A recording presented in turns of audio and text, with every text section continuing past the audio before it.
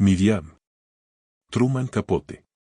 Desde hacía varios años Mrs. H.T. Miller vivía sola en un agradable apartamento, 2 habitaciones y una cocina pequeña, de un viejo edificio de piedra recién rehabilitado, cerca del río Este.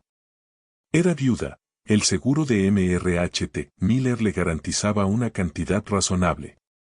Le interesaban pocas cosas, no tenía amigos dignos de mención y rara vez se aventuraba más allá del colmado de la esquina. Los otros habitantes del edificio parecían no reparar en ella, sus ropas eran anodinas, sus facciones, simples, discretas, no usaba maquillaje, llevaba el pelo gris acerado corto y ondulado sin mayor esmero. Y en su último cumpleaños había cumplido 61. Sus actividades rara vez eran espontáneas, mantenía inmaculados los 2 cuartos, fumaba algún cigarrillo de vez en cuando, cocinaba ella misma y cuidaba del canario. Entonces conoció a Miriam. Nevaba aquella noche.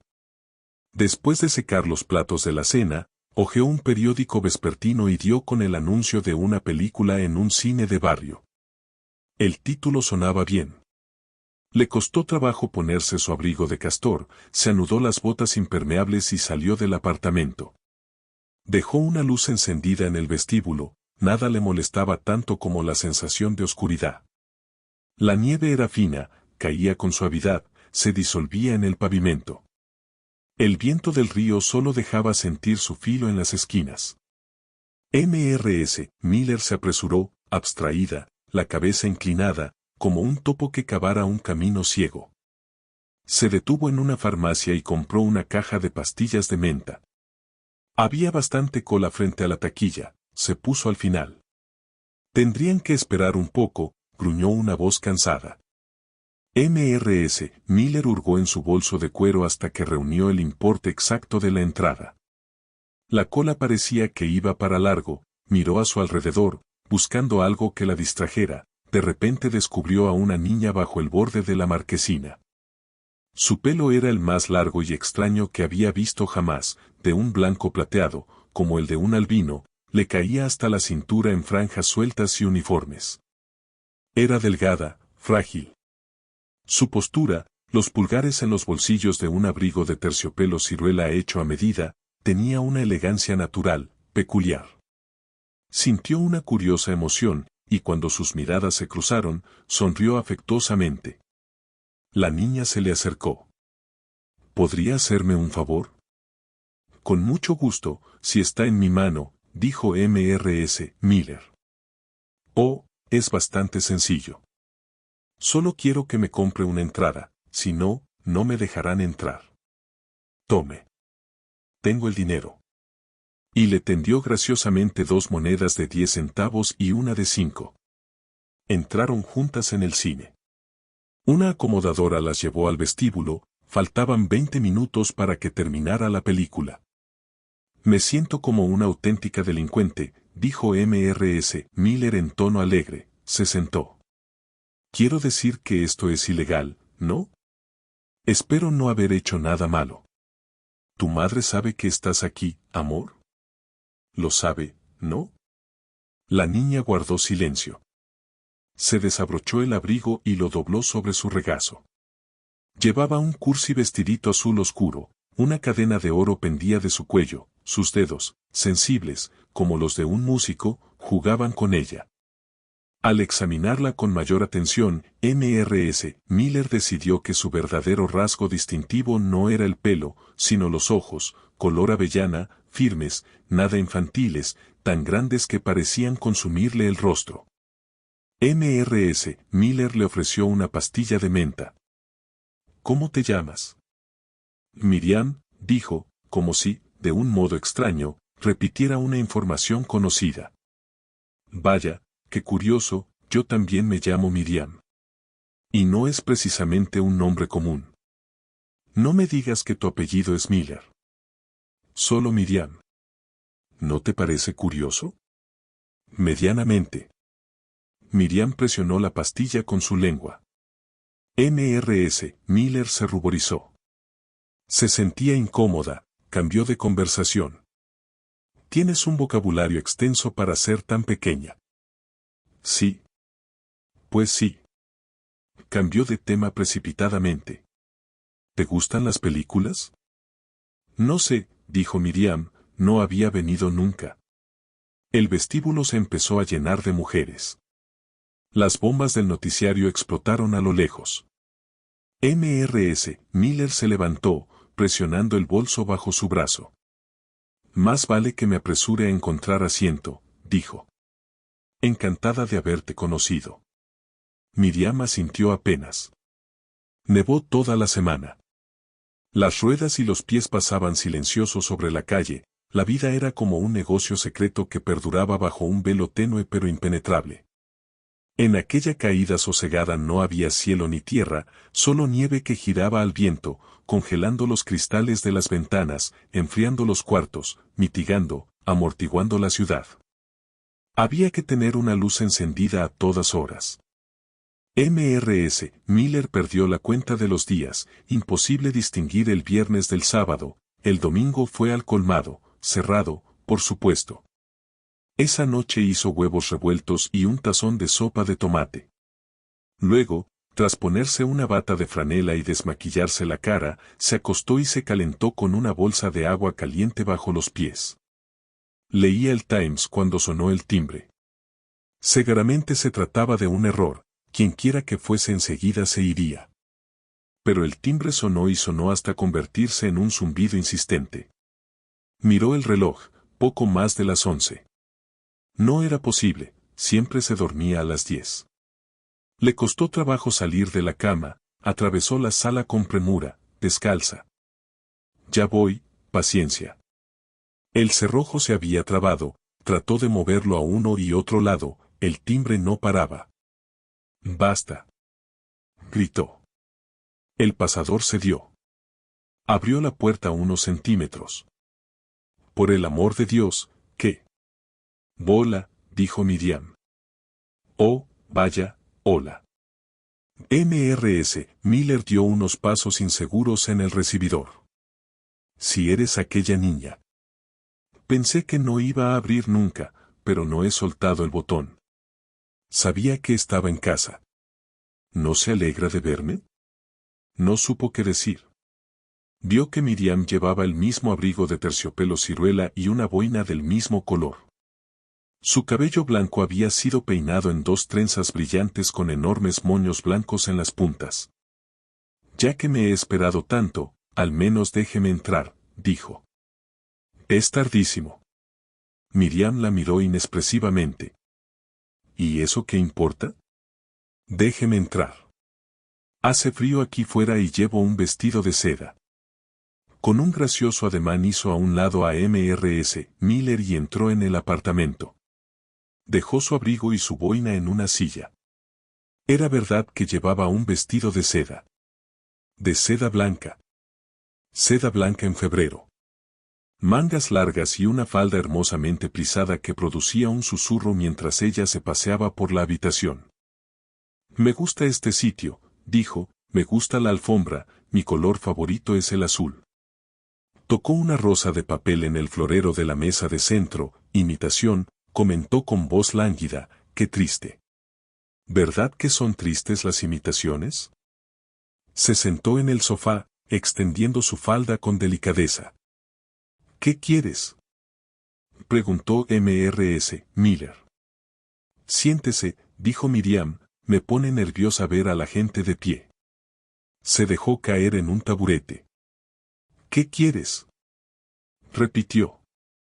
Sabe, creo que no se alegra de verme. Por segunda vez carecía de respuesta, su mano se movió en un vago ademán. Miriam rió y se arrellanó sobre una pila de cojines lustrosos. Mrs. Miller advirtió que la niña no era tan pálida como recordaba, sus mejillas estaban encendidas. ¿Cómo ha sabido dónde vivía? Miriam frunció el entrecejo. Eso es lo de menos. ¿Cuál es su nombre? ¿Cuál es el mío? Pero si no estoy en la guía telefónica. Ah. ¿No podemos hablar de otra cosa? Tu madre debe de estar loca para dejar que una niña como tú vaya por ahí a cualquier hora de la noche, y con esa ropa tan ridícula. Le debe faltar un tornillo. Miriam se levantó y fue a un rincón donde colgaba de una cadena una jaula encapuchada. Atisbo bajo la cubierta. Es un canario, dijo. ¿Puedo despertarlo? Me gustaría oírlo cantar. Deja en paz a Tommy, contestó ansiosa. No te atrevas a despertarlo. De acuerdo, dijo Miriam, aunque no veo por qué no puedo oírlo cantar. Y luego, ¿tiene algo de comer? Y me muero de hambre. Aunque solo sea pan con mermelada y un vaso de leche. Mira, Mrs. Miller se levantó del taburete, mira, si te hago un buen bocadillo, ¿te portarás bien y te irás corriendo a casa? Seguro que es más de medianoche. Está nevando, le echó en cara Miriam. Hace frío y está oscuro. Mrs. Miller trató de controlar su voz. No puedo cambiar el clima. Si te preparo algo de comer, prométeme que te irás. Miriam se frotó una trenza contra la mejilla. Sus ojos estaban pensativos, como si sopesaran la propuesta. Se volvió hacia la jaula. Muy bien, dijo. Lo prometo. ¿Cuántos años tiene? 10. 11. En la cocina, Mrs. Miller abrió un frasco de mermelada de fresa y cortó 4 rebanadas de pan. Sirvió un vaso de leche y se detuvo a encender un cigarrillo. ¿Y por qué ha venido? Su mano tembló al sostener la cerilla, fascinada, hasta que se quemó el dedo. El canario cantaba. Cantaba como lo hacía por la mañana y a ninguna otra hora. ¿Miriam? Gritó, Miriam, te he dicho que no molestes a Tommy. No hubo respuesta. Volvió a llamarla, solo escuchó al canario. Inhaló el humo y descubrió que había encendido el filtro. Atención, tenía que dominarse. Entró la comida en una bandeja y la colocó en la mesa de centro. La jaula aún tenía puesta la capucha. Y Tommy cantaba. Tuvo una sensación extraña. No había nadie en el cuarto. Atravesó el gabinete que daba a su dormitorio, se detuvo en la puerta a tomar aliento. ¿Qué haces? Preguntó. Miriam la miró, sus ojos tenían un brillo inusual. Estaba de pie junto al buró, y tenía delante un joyero abierto. Examinó a Mrs. Miller unos segundos, hasta que sus miradas se encontraron, y sonrió. Aquí no hay nada de valor, dijo, pero me gusta esto. Su mano sostenía un camafeo. Es precioso. ¿Y si lo dejas en su sitio? De pronto sintió que necesitaba ayuda. Se apoyó en el marco de la puerta. La cabeza le pesaba de un modo insoportable, sentía la presión rítmica de sus latidos. La luz de la lámpara parecía a punto de desfallecer. Por favor, niña, es un regalo de mi marido. Pero es hermoso y lo quiero yo, dijo Miriam. Démelo. Se incorporó, esforzándose en formular una frase que de algún modo pusiera el broche a salvo, entonces se dio cuenta de algo en lo que no había reparado desde hacía mucho, no tenía a quien recurrir, estaba sola. Este hecho, simple y enfático, la aturdió completamente. Sin embargo, en esa habitación de la silenciosa ciudad nevada había algo que no podía ignorar ni, lo supo con alarmante claridad, resistir. Miriam comió vorazmente. Cuando se terminó el pan con mermelada y la leche, sus dedos se movieron sobre el plato como telarañas en busca de migajas. El camafeo refulgía en su blusa, el rubio perfil parecía un falso reflejo de quien lo llevaba. Estaba buenísimo, asintió, ahora solo faltaría un pastel de almendra o de cereza. Los dulces son deliciosos, ¿no cree? Mrs. Miller se mantenía en precario equilibrio sobre el taburete, fumando un cigarrillo. La red del pelo se le había ido ladeando y le asomaban mechones hirsutos. Tenía los ojos estúpidamente concentrados en nada, las mejillas con manchas rojas, como si una violenta bofetada le hubiera dejado marcas perdurables. ¿No hay dulce, un pastel? Mrs. Miller sacudió el cigarrillo, la ceniza cayó en la alfombra. Ladeó la cabeza levemente, tratando de enfocar sus ojos. Has prometido que te irías si te daba de comer, dijo. ¿En serio? ¿Eso he dicho? Fue una promesa, estoy cansada y no me encuentro nada bien. No se altere, dijo Miriam. Es broma. Cogió su abrigo, lo dobló sobre su brazo y se colocó la boina frente al espejo. Finalmente se inclinó muy cerca de Mrs. Miller y murmuró. Deme un beso de buenas noches. Por favor, prefiero no hacerlo. Miriam alzó un hombro y arqueó un ceja. Como guste. Fue directamente a la mesa de centro, tomó el florero que tenía unas rosas de papel, lo llevó a donde la dura superficie del piso yacía al descubierto y lo dejó caer. Ella pisoteó el ramo después que el cristal reventara en todas direcciones. Luego, muy despacio, se dirigió a la puerta. Antes de cerrarla se volvió hacia Mrs. Miller con una mirada llena de curiosidad y estudiada inocencia. Mrs. Miller pasó el día siguiente en cama. Se levantó una vez para dar de comer al canario y tomar una taza de té. Se tomó la temperatura, aunque no tenía fiebre, sus sueños respondían a una agitación febril, a una sensación de desequilibrio, presente incluso cuando miraba el techo con los ojos muy abiertos. Un sueño se colaba entre los otros como el esquivo y misterioso tema de una compleja sinfonía, le traía escenas de precisa nitidez que parecían trazadas por una mano de intensidad virtuosa, una niña pequeña. Vestida de novia y ataviada con una guirnalda, encabezaba una procesión, una hilera gris que descendía por una montaña, había un silencio inusual hasta que una mujer preguntaba desde atrás, ¿a dónde nos lleva? Nadie lo sabe, respondía un viejo que caminaba delante. Pero ¿verdad que es hermosa?, intervenía un tercero. ¿Acaso no es como una flor congelada, tan blanca y deslumbrante? El martes por la mañana ya se encontraba mejor. El sol se colaba por las persianas en haces incisivos, arrojando una luz que desbarataba sus nocivas fantasías. Abrió la ventana y descubrió un día de deshielo, templado como en primavera, una hilera de nubes limpias, nuevas, se arrugaba contra el inmenso azul de un cielo fuera de temporada. Y más allá de la línea de azoteas podía ver el río, el humo de las chimeneas de los remolcadores que se curvaba en un viento tibio. Un enorme camión plateado cepillaba la nieve amontonada en la calle, el aire propagaba el ronroneo del motor. Después de arreglar el apartamento fue al colmado, hizo efectivo un cheque y siguió hacia Stratz, donde desayunó y conversó alegremente con la camarera.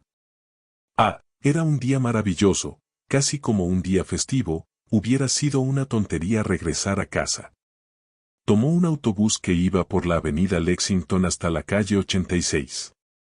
Había decidido ir de compras. No tenía idea de lo que quería o necesitaba, caminó sin rumbo fijo, atenta solo a la gente que pasaba, se fijó en que iban con prisa y tensos, hasta que se sumió en una incómoda sensación de aislamiento. Aguardaba en la esquina de la Tercera Avenida cuando le vio. Era viejo, patizambo, iba agobiado por una carga de paquetes a reventar. Llevaba un desleído abrigo color café y una gorra de cuadros. De repente se dio cuenta de que intercambiaban una sonrisa, nada amistoso, solo dos fríos destellos de reconocimiento. Sin embargo, estaba segura de no haberlo visto antes. El hombre estaba junto a una columna del tren elevado. Cuando atravesó la calle, él se volvió y la siguió. Se le acercó bastante, de reojo, ella veía su reflejo vacilante en los escaparates. Luego, a mitad de una manzana, se detuvo y lo encaró. También él se detuvo, irguió la cabeza, sonriendo. ¿Qué podía decirle? ¿Qué podía hacer allí, a plena luz del día, en la calle 86? Era inútil, aceleró el paso, despreciando su propia identidad. La Segunda Avenida se ha vuelto una calle deprimente, hecha de restos y sobras, parte asfalto, parte adoquines, parte cemento, su atmósfera de abandono es permanente. Caminó 5 manzanas sin encontrar a nadie, seguida por el incesante crujido de las pisadas en la nieve. Cuando llegó a una floristería el sonido seguía a su lado. Se apresuró a entrar. Le miró a través de la puerta de cristal, el hombre siguió de largo, sin aminorar el paso, la mirada fija hacia el frente, pero hizo algo extraño y revelador, se alzó la gorra. ¿6 de las blancas, dice? Preguntó la florista. Sí, dijo ella, rosas blancas. De ahí fue a una cristalería y escogió un florero, presunto sustituto del que había roto Miriam, aunque el precio era desmedido y el florero mismo, pensó, de una vulgaridad grotesca. Sin embargo, había iniciado una serie de adquisiciones inexplicables, como quien obedece a un plan trazado de antemano, del que no tiene el menor conocimiento ni control. Compró una bolsa de cerezas escarchadas y en una confitería llamada Knickerbocker se gastó 40 centavos en 6 pastelillos de almendra. En la última hora había vuelto a hacer frío, las nubes ensombrecían el sol como lentes borrosas y el cielo se teñía con la osamenta de una penumbra anticipada, una bruma húmeda se mezcló con la brisa. Las voces de los últimos niños que corrían sobre la nieve sucia amontonada en la calle sonaban solitarias y desanimadas. Pronto cayó el primer copo. Cuando Mrs. Miller llegó al edificio de piedra, la nieve caía como una cortina y las huellas de las pisadas se desvanecían nada más impresas. Las rosas blancas quedaron muy decorativas en el florero. Las cerezas escarchadas brillaban en un plato de cerámica. Los pastelillos de almendra, espolvoreados de azúcar, aguardaban una mano. El canario aleteaba en su columpio y picoteaba una barra de alpiste. A las 5 en punto sonó el timbre. Sabía quién era. Recorrió el apartamento arrastrando el dobladillo de su bata. ¿Eres tú?, preguntó. Claro. La palabra resonó aguda desde el vestíbulo. Abra la puerta.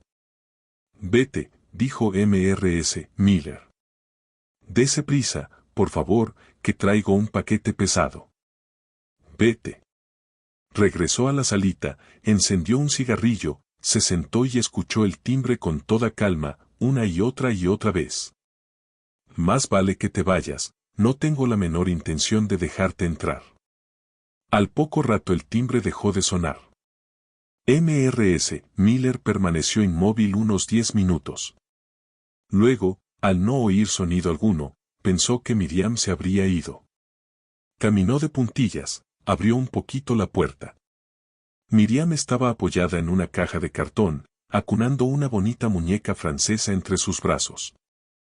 Creí que ya no vendría, dijo de mal humor. Tome, ayúdeme a meter esto, pesa muchísimo. Más que a una fascinación sucumbió a una curiosa pasividad. Entró la caja y Miriam la muñeca. Miriam se arrellanó en el sofá, no se molestó en quitarse el abrigo ni la boina, miró distraídamente a Mrs. Miller, quien dejó caer la caja y se detuvo, vacilante, tratando de recuperar el aliento. Gracias, dijo Miriam.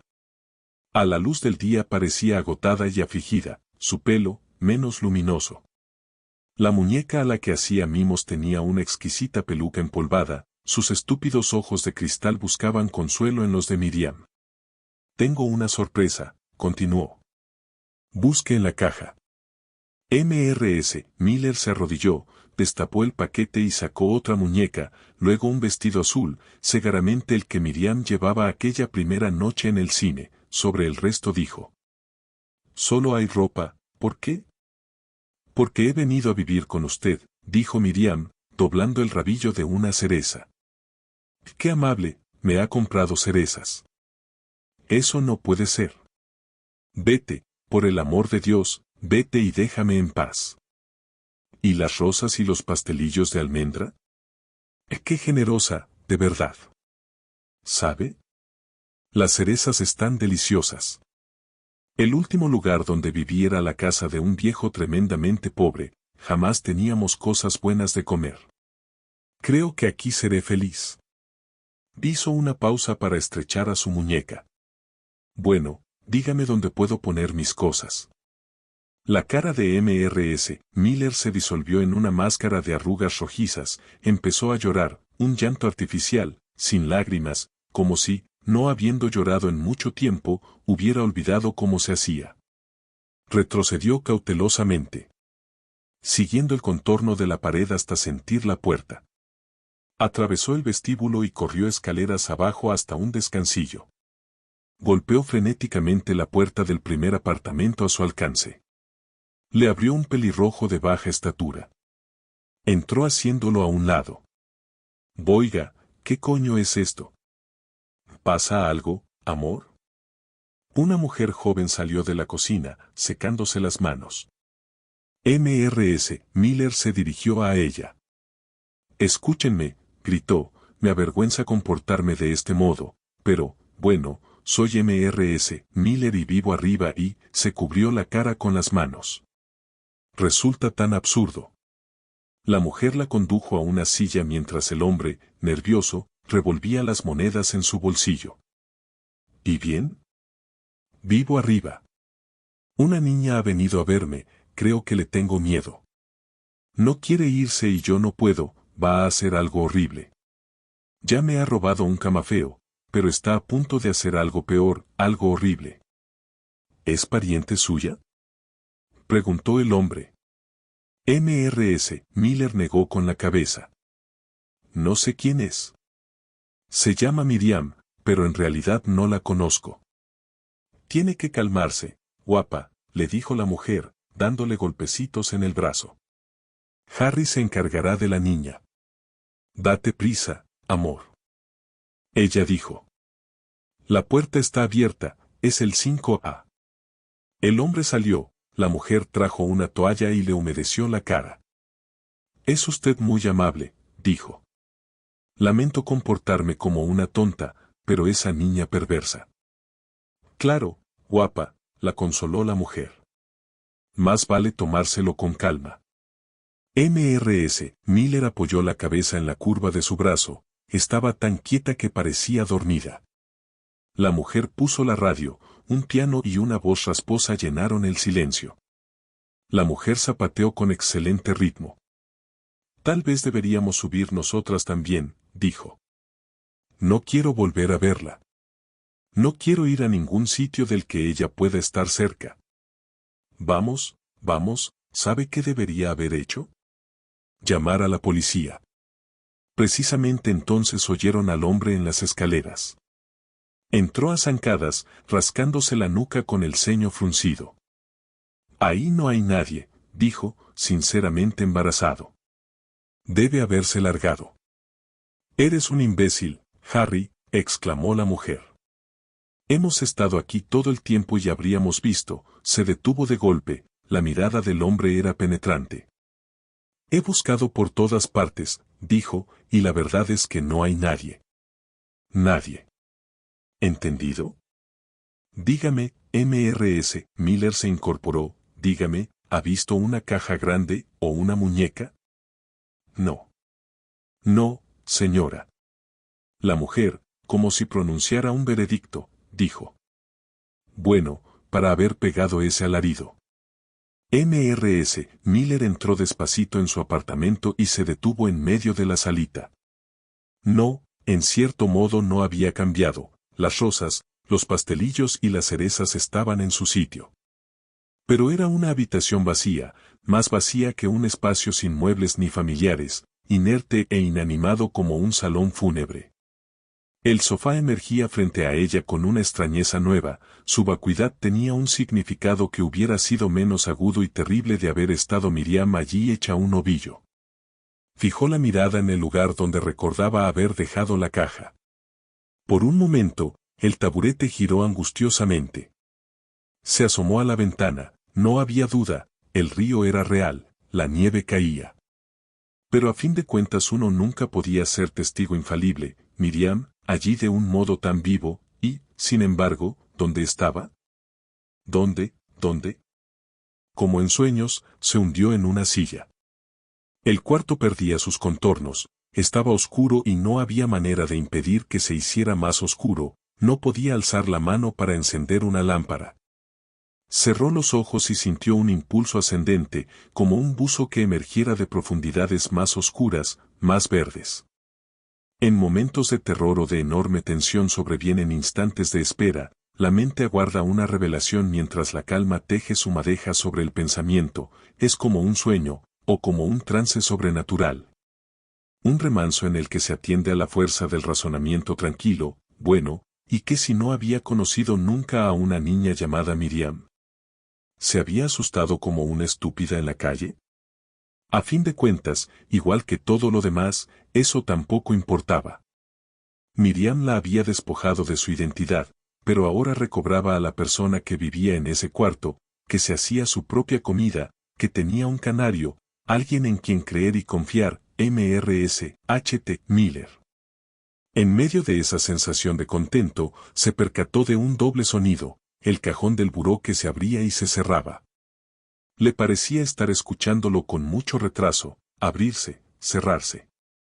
Luego, a este ruido áspero le siguió un susurro tenue, delicado. El vestido de seda se aproximaba más y más, se volvía tan intenso que hasta las paredes vibraban.